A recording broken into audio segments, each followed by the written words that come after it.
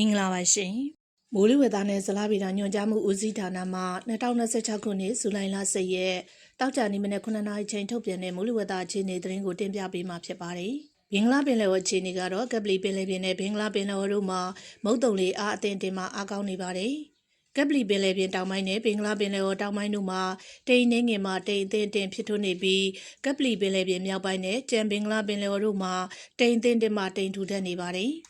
ဒီကနေ့ညနေဒီခမန်ချက်ကတော့မန္တလေးတိုင်းဒေသကြီးမကွေးတိုင်းဒေသကြီးစကိုင်းတိုင်းဒေသကြီးအောက်ပိုင်းနဲ့ကယားပြည်နယ်တို့မှာနေရာကျဲကျဲတနင်္သာရီတိုင်းဒေသကြီးမှာနေရာစိတ်စိတ်နဲ့ကြံတိုင်းဒေသကြီးနဲ့ပြည်နယ်တို့မှာနေရာနှံ့ပြမိုးထချုံရွာပြီး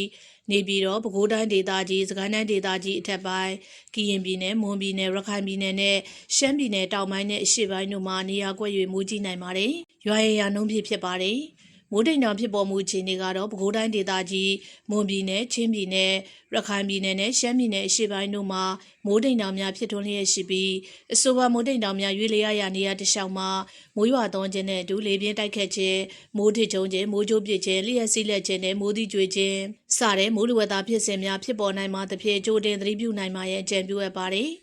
မြန်မာပင်လယ်ပြင်မှာမြန်မာကမ်းရိုးတန်းတစ်လျှောက်နဲ့ကမ်းလွန်ပင်လယ်ပြင်တို့မှာတခါတရံမိုးသက်လေပြင်းများကြားရောက်ပြီးလှိုင်းကြီးနိုင်ပါတယ်။မိုးသက်လေပြင်းကြားစေရေပြင်းမြေပြင်လေဟာတနအီကိုမိုင်30အထိတိုက်ခတ်နိုင်ပါတယ်။လှိုင်းမြင့်မှာမြန်မာကမ်းရိုးတန်းတစ်လျှောက်နဲ့ကမ်းလွန်ပင်လယ်ပြင်တို့မှာ9ပေမှ12ပေခန့်ရှိနိုင်ပါတယ်။